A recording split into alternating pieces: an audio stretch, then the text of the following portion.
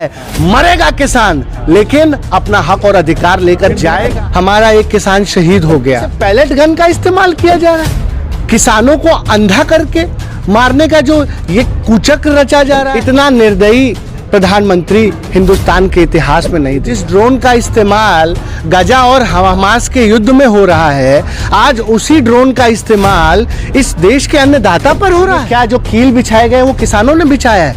क्या जो बैरिकेटिंग किया गया वो किसानों ने? देश का जो है किसान वो बैरिकेड को उखाड़ के फेंकने का काम। भी गोला, बम बारूद, आंसू गैस के गोले बरसा लो, किसान हार कर नहीं जाएगा। नहीं घुटने टेकवाए हैं, अभी तो थूक के चाटा है, आए जा रहे हैं, आज मार खा रहे हैं। जनता जीत 5 भारत रत्न नहीं, भूजा की तरह बांट रहे हो। तो अन्न खाते हो ना भाई, गोबर तो नहीं खाते हो। गोबर जो खाता होगा ना वही किसान से परेशान होगा। लहू के वो निशान रहेंगे, या तो ये सरकार रहेगी या फिर हम किसान रहेंगे।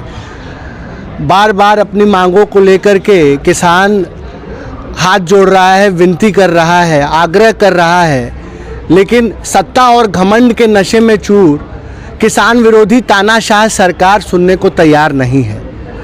ये दुर्भाग्य की बात है कि आज फिर से हमारा एक किसान शहीद हो गया। 750 किसान पूर्व में शहीद हो गए, लेकिन प्रधानमंत्री नरेंद्र मोदी को दया नहीं आ रही है।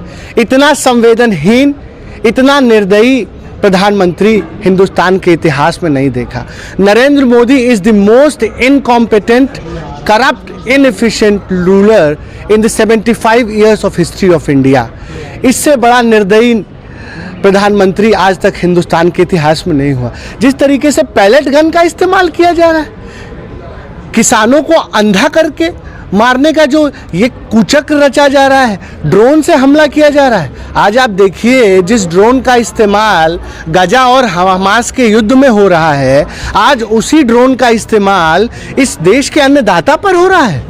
जो अन्नदाता का नहीं वो भारत माता का नहीं। जी, भारत सरकार इजराइल से ही तो नहीं हमला करना सीख रही है, जिस तरह से ड्रोन पहले वहीं चले थे।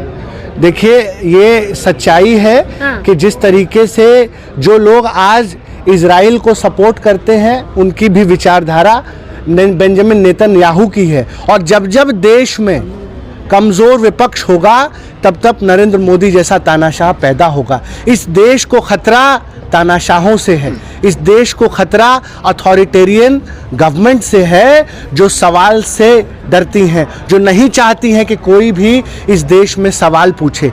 आज आप बताइए ना, किसान के ऊपर आरोप लगाया जा रहा है कि किसानों ने जो है वो बैरिकेटिंग लगाया है और सड़क जाम किया है। आप बताइए, क्या जो कील बिछाए गए वो किसानों ने बिछाया है? क्या जो बैरिकेटिंग किया गया वो किसानों ने लगाया है? ये तो सरकार ने लगाया है, और हम सरकार से कह रहे हैं कि ये बैरिकेटिंग हटाओ। अगर आप अगर 2 दिन के अंदर बैरिकेटिंग नहीं हटाओगे तो इस देश का जो है किसान वो बैरिकेड को उखाड़ के फेंकने का काम करेगा। अलोकतांत्रिक, अगर सरकारें अलोकतांत्रिक हो जाएं तो जनता को खड़ा होना पड़ेगा। और आज किसान खड़ा है जनता की आवाज़ बन के। ये चाहे हमें खालिस्तानी कह लें, चाहे हमें आतंकवादी कह लें, चाहे हमें पाकिस्तानी कह लें, इस सरकार को ये नहीं भूलना चाहिए कि अभी 2 साल पहले ही इस तानाशाह सरकार को हमने घुटने टिकवाए हैं। तो हमारे हौसलों में कमी नहीं है। आप कितना भी गोला, बम बारूद, आंसू गैस के गोले बरसा लो, किसान हार कर नहीं जाएगा, किसान टकराएगा। और हम ये कहना चाहते हैं कि आओ देखें इस भारत में कौन वीर बड़ा बलिदानी है, किसके धमनी में खून, किसके धमनी में पानी है। इस बार की लड़ाई एमएसपी की लड़ाई, आर पार की लड़ाई होगी। जी, प्रोटेस्ट को रोकने के लिए बैरिकेड्स लगाए जा रहे हैं, नुकीले तार। ऐसा लग रहा है कि वो हमारे देश के किसान नहीं, चीन पाकिस्तान के फौज हैं। नहीं, हाँ, इन्हीं का तो सांसद कह रहा है, भाजपा का ही पूर्व सांसद कह रहा है कि जिस तरीके से अरुणाचल प्रदेश में चाइना 40 किलोमीटर भारत की सरहद में आगे गांव बना लिया है, लगातार चाइना जो है कब्जा कर रहा है। 5000 स्क्वायर किलोमीटर ज़मीन चाइना ने कब्जा कर लिया है। हिंदुस्तान का 20 से ज़्यादा सैनिकों को शहीद हो गए चाइना से लड़ाई में, फिर भी ये तानाशाह सरकार आज जो है मणिपुर में सरहद बना रही है, आज जो है वो पंजाब में सरहद बना रही है, हरियाणा में सरहद बना रही है। ये सरहदें क्यों बनाई जा रही हैं?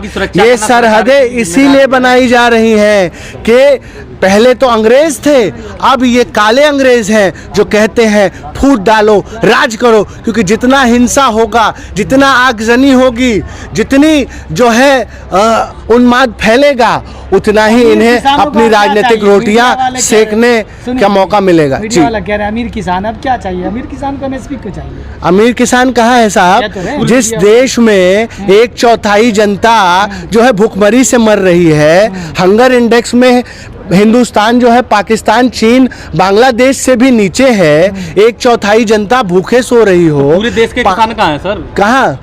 केवल पंजाब हरियाणा के ही है, हरियाणा भी नहीं, पूरा पंजाब पूरे देश का किसान है। राजस्थान, ये गोदी मीडिया की भाषा में मत बात करिए कि पूरे देश का किसान नहीं है, मुट्ठी भर किसान है और किसानों की लड़ाई नहीं है। किसान किसान ही है, किसान किसान ही है, और हम दिखा देंगे जब हमें दिखाना होगा। हम नहीं घुटने टिकवाए हैं, अभी तो थूक के चाटा है। 3 किसान विरोधी काले कानून किसने वापस कराए? तब भी यही कह रही थी ये गोदी मीडिया जो आज जो है भौंक रही है, ये दलाली में अंधे हो चुके हैं। आप गोदी मीडिया की तरह जो है बात मत करिए। तो सीमा की सरहद, ये आज दौड़ाए जा रहे हैं, आज मार खा रहे हैं। जनता की सुरक्षा, सुनिए, जनता जूता लेके इंतजार कर रही है गोदी मीडिया का। ये सुधर जाएं, और मुट्ठी भर किसान नहीं है। इस देश में 70% आबादी इस देश के किसान की है। इस देश का पेट भरने का काम किसान करता है। जब कोरोना में इस देश में लोग मर रहे थे, जब मंदिर मस्जिद का दरवाजा बंद था, तो देश का किसान खड़ा था। देश के किसान ने इस देश का पेट भर के जो है देश को आज जिंदा रखा है। उस किसान के ऊपर आप आतंकियों सा सलूक करते हैं। उसके सुनिए, उस किसान को आप देशद्रोही आतंकवादी कह रहे हो। जो किसान जो है शहादत दे रहा है, अपने देश को बचाने का काम कर रहा है इन तानाशाहों से। इस देश की जनता कहाँ जो है बैठी है? और जनता तो खुद ही ब्लेम कर रही किसानों को। कोई जनता नहीं ब्लेम कर रही है। जनता तो मैडम त्रस्त है, जनता तो मार खा रही है, जनता तो जो है वो पीड़ित है। आज आप देखिए उत्तर प्रदेश में जो बाबा, जो तथाकथित हिंदू ब्रांड, फायर ब्रांड नेता योगी आदित्यनाथ का सिस्टम लीक है। आज तो पूरे उत्तर प्रदेश में युवा कह रहा है कि भाई नौकरी चाहिए, नौकरी मांग रहा है। आज प्रयागराज, लखनऊ में जो है घेरा है पूरे उत्तर प्रदेश को युवा ने, और कह रहा है कि कैसे पेपर लीक हुआ, क्यों पेपर लीक हो रहा है। तो कहा जा रहा है कि असली किसान जो है वो खेतों में है, ये राजनीति कर रहे हैं सड़कों पर। किसान ट्रैक्टर भी चलाएगा, खेती भी करेगा, और इस तानाशाह सरकार से भी लड़ेगा।